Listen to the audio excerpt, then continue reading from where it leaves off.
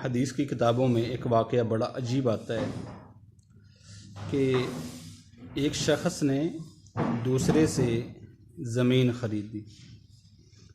तो जिसने ज़मीन ख़रीदी थी उसने जब ज़मीन को खोदा तो उसमें से एक सोने और चांदी हीरों से भरी हुई देग निकली।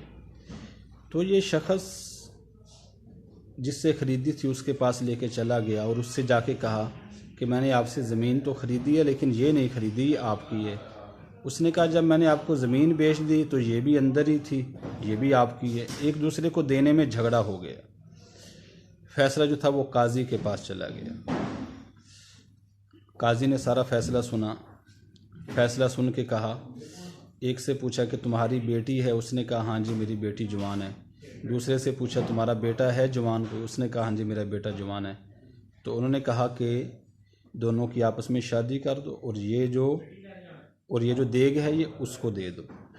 तो मेरे दोस्तों और अजीज़ों, जब बरकतें होती हैं, जब आदमी दीन पर चलता है तो देखें कैसी बड़ी बरकतें हुई।